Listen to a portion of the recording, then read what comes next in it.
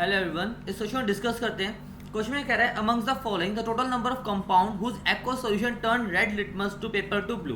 देखो भाई, हमें क्वेश्चन में क्या है, कुछ कंपाउंड दे रखे हैं, ठीक है। हम देख सकते हैं यहाँ पे कंपाउंड्स हैं। हमें कुछ एसिड की कुछ दे वैल्यू एसिड दे रखी है, उसे के वैल्यू दे रखी है। मुझसे कहा कि बताओ कौन सा कंपाउंड है जो कि रेड लिटमस को किस में कन्वर्ट कर देगा, रेड लिटमस को कन्वर्ट कर देगा ब्लू के अंदर। आपको पता होना चाहिए रेड लिटमस को कौन कन्वर्ट करता है ब्लू में, हमारा बेस। कौन कन्वर्ट करता है, हमारा बेस। तो मतलब हमें बताना है कि इनमें से कौन सा बेस है। अगर बेस पता लग गया तो हमें पता लग जाएगा आंसर हमारा, ठीक है। अगर बात करें तो बेस देखो यहाँ पे ना सिंपली नहीं दे रखे एसिड बेस, यहाँ पे सोल्ट्स दे रखे। जितने भी सारे कंपाउंड है सारे के सारे सोल्ट हैं। अब सोल्ट का कैसे बता सकते हैं हम लोग, देखो क्या होता है, मेरे को पता है अगर एसिड और बेस रिएक्ट करते हैं आपस में तो वो मेरे को सॉल्ट देते हैं, ठीक है। अगर मान लो आपके पास स्ट्रॉन्ग एसिड है और स्ट्रॉन्ग बेस है तो जनरली यहाँ पे जो केस बनता है वो बनता है न्यूट्रल केस। तो क्या बनता है तुम्हारा, न्यूट्रल। मतलब कि सॉल्ट जो बनता है कैसा होता है, न्यूट्रल होता है, ना एसिडिक ना बेसिक। तो ये कुछ काम ही नहीं करते। अगर बात करूं मैं, एसिड मैंने स्ट्रॉन्ग लिया लेकिन बेस मैंने वीक ले लिया, तो यहाँ पे जो सॉल्ट बनता है ना, जो स्ट्रॉन्ग कौन है, जो स्ट्रॉन्ग का उसका काम दिखेगा, स्ट्रॉन्ग है एसिड, तो यहाँ पे आपका सोल्ट कैसा बनता है, एसिडिक सोल्ट बनता है। अगर यहीं पे मैं वीक एसिड और स्ट्रॉन्ग बेस कर दूं तो स्ट्रॉन्ग कौन है, बेस, तो यहाँ पे क्या सोल्ट बनने को देखने को मिलता है, बेसिक सोल्ट देखने को मिलता है। तो इन शॉर्ट सॉरी, तो इन शॉर्ट आप लोगों को आइडिया लग गया होगा यहाँ पे क्या, कि मेरे को बताना है कि अगर मेरा बेस स्ट्रॉन्ग है तो मेरा बेसिक सोल्ट बनेगा, अगर बेस स्ट्रॉन्ग नहीं है तो मेरा बेसिक सोल्ट नहीं बनेगा। चलो ठीक है, अब चेक करते हैं एक एक कंपाउंड को। NaCN की बात करूं, NaCN कैसे बन रहा होगा आपको पता है। NaCN बन रहा होगा कैसे, NaOH से, और बन रहा होगा HCN से। जब HCN की बात करता हूं तो ये है मेरा वीक एसिड, ये क्या है मेरा वीक एसिड, NaOH क्या है मेरा स्ट्रॉन्ग बेस। तो देखो स्ट्रॉन्ग बेस और वीक एसिड क्या बनाएंगे, एक बेसिक सॉल्यूशन बनाएंगे, तो बिल्कुल NaCN मेरा आंसर होगा। KCl की बात करूं तो बनता है KOH से और बनता है HCl से। तो KOH और HCl दोनों के दोनों स्ट्रॉन्ग है, मतलब स्ट्रॉन्ग KOH एक स्ट्रॉन्ग बेस है और HCl एक स्ट्रॉन्ग एसिड है। तो ये हमारा न्यूट्रल सॉल्यूशन बनाता है, ये हमारा काम का नहीं है। अगर बात करूं CH3COONH4 तो ये बनता है CH3COOH से प्लस NH4OH से। दोनों के दोनों की बात करूं तो वीक एसिड और वीक बेस, अच्छा मैं केस लिखवाना भूल गया वो वाला। अगर मैं मान लो मेरा वीक एसिड और वीक बेस है तो हम वहां पे नहीं बता सकते कि एसिड है या बेस है, तब हमें डाटा चाहिए होगा जाके हम निकाल सके पीएच वैल्यू, ठीक है। तो यहाँ पे स्ट्रॉन्ग, यहाँ पे वीक एसिड और वीक बेस है तो मैं नहीं बता सकता यहाँ इस केस में।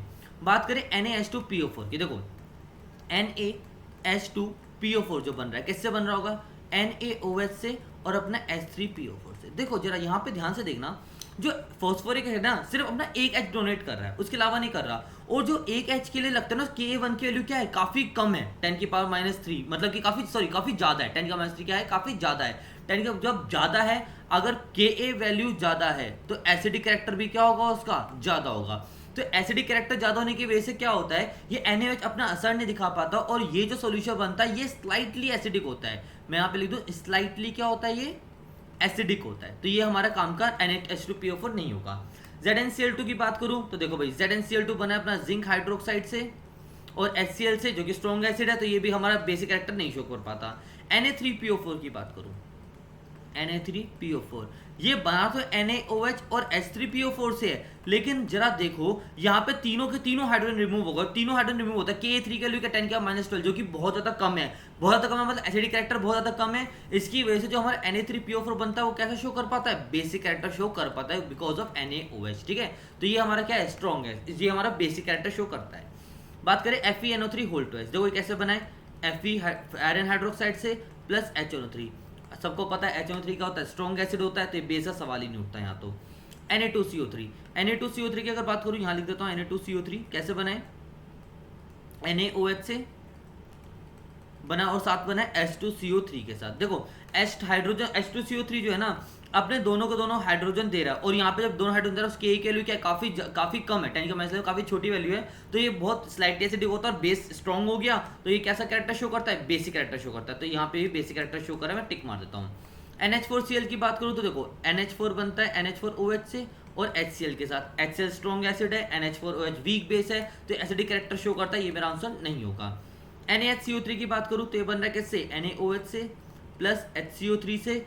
तो देखो सॉरी H2CO3 से, तो देखो ये एक H दे रहा है, H2CO3 जो है एक H दे रहा है, तो इसकी वैल्यू 10⁻⁻⁰ जो कि थोड़ी सी बड़ी है, जिसकी वजह से ये जिसकी वजह से एक अच्छा एसिड नहीं हो पाता H2CO3, और NaOH अपना असर दिखाता है basic being a strong base. तो यहाँ पे क्या होता है, हमारा बेसिक एक्टर देखने को मिलता है।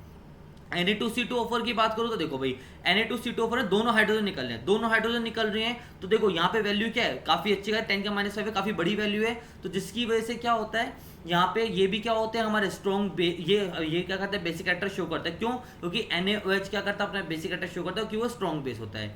Na2HPO4 की बात करें तो यहाँ पे कैसे रिएक्शन हो रही होगी, इसकी अगर बात करूँ, NaOH रिएक्ट कर रहा है और साथ में H3PO4 रिएक्ट कर रहा है, लेकिन यहाँ पे हाइड्रोजन कितने रिलीज हो रहे हैं, 2 हाइड्रोजन रिलीज हो रहे हैं।